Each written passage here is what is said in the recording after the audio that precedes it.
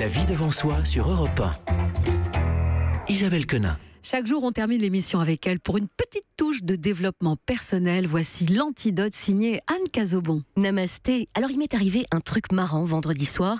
Pour vous partager une petite tranche de vie, il se trouve que je n'ai jamais mis les pieds à Marseille.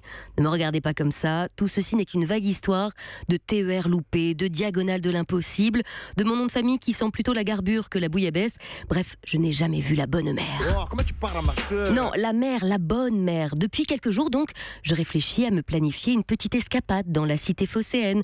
J'y pense, je regarde le site de la SNCF, je pleure. En tout cas, l'idée reste dans l'air, elle flotte. J'ai ça à l'esprit. Et donc, vendredi soir, sur un quai de métro à Paris, ligne 9, un homme, visiblement sans domicile fixe, traînant son caddie, s'approche de moi. Oui, je les attire, j'ai aussi ce talent. Et tend son doigt vers une sortie de métro en me demandant: c'est par là, Marseille? Bon, alors en fait, il a plutôt demandé quelque chose du genre mais à la deuxième prise, j'ai compris. Il me demandait donc bien le chemin pour aller à Marseille.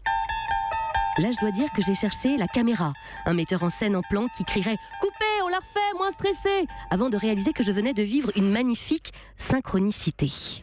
Alors, la natation synchronisée, moi, je vois bien ce que c'est. Mais alors, la synchronicité sur un quai de métro ou de bus, je vois pas. Alors, les synchronicités, ce sont ces heureuses coïncidences qui se manifestent juste au bon moment et qui parfois même nous permettent de débloquer une situation comme par magie, d'avoir un éclairage, comme dans mon cas, j'hésitais, j'avais des envies d'ailleurs, de prendre l'air, tout en ne prenant pas vraiment de décision. Eh bien, la synchronicité, cette phrase prononcée par cet homme, est venue confirmer cette envie, comme pour me montrer le chemin, comme pour valider un souhait.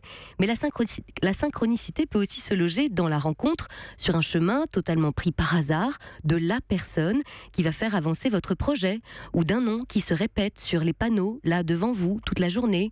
Cela peut se matérialiser sous la forme d'une chanson qui se joue à la radio dans une boutique. Vous sortez de la boutique et sur la place, là devant vous, il y a un jeune guitariste qui joue cette même chanson. Et le laps de temps est tellement court entre les deux moments que vous avez presque la sensation d'un prolongement de l'instant. Et pour ce cas-là, d'ailleurs, je ne saurais que trop vous conseiller de foncer écouter les paroles de la dite chanson ou de les faire traduire, si c'est une chanson en anglais ou en italien, car elle a certainement un message pour vous. Pour le psychiatre suisse Carl Gustav Jung, ce qu'il appelait des hasards nécessaires n'ont rien de fortuit. Certains diront que c'est là l'expression du pur hasard, ou que ces manifestations répondent à un besoin conscient ou inconscient. Pour d'autres, la probabilité statistique est vraiment mince, mais relève du possible. Pour Albert Einstein, le hasard, c'est Dieu qui se promène incognito. Paul Éluard, lui, nous dit qu'il n'y a pas de hasard, il n'y a que des rendez-vous. Toujours est-il qu'être réceptif à ces événements hasardeux, liés par le sens et non par la cause, nous permet d'affiner notre intuition. Que comme pour beaucoup de choses dans la vie, il suffit juste d'ouvrir les yeux pour voir les signes. Encore faut-il qu'on ait envie de les voir. Alors, le départ pour Marseille, c'est quand? C'est bientôt et promis, je vous envoie une carte postale. Merci Anne, on vous retrouve demain. On se retrouve tous demain à partir de 15h pour La vie devant soi.